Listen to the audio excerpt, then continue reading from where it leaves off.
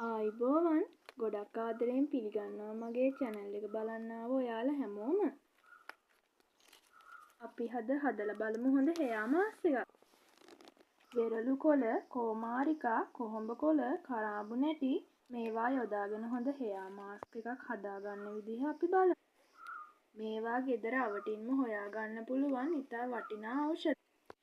එක්කෙනෙකුට හදාගන්න නිසා කොළ ටික ටික තිබුණා නම් ඇති. හිස් කබල වියලිලා නම් හිස්වැරි ගොඩක් තියෙනවා නම් ඔබේ කොණ්ඩේ යනවා කියන එක අහන්නත් දෙයක්ද? වෙරළු ගෙඩි කාලා තියෙන ඔයාලා වෙරළු කොළවල ගුණ දන්නවා ඇතිනේ. වෙරළු කොළ කියන්නේ හිස්වැරි වලට ඉතා හොඳ බෙහෙතක්. කෝමාරිකා මගින් හිසේ තෙතමනේර එක දෙනවා. කොහොඹ කොළ වලින් හිස පිරිසිදු වෙනවා. කරාබු නැටිද හිසේ රෝග ගණනාවකට හොඳ ඖෂධයක්. පරිසරයේ තියෙන කුණු දූවිලි යන්න මේවා හොඳින් හොදලා ගන්න.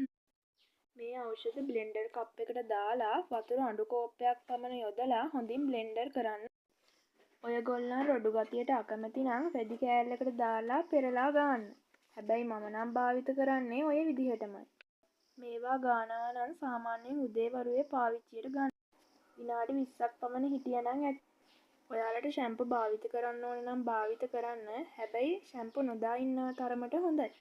බලන්නකෝ සතියකට දවසක්වත් මේවා ගාලා මේ වීඩියෝ එක හොඳයි කියලා හිතෙනවා නම් මට කමෙන්ට් එකකුත් දාගෙන යන්න.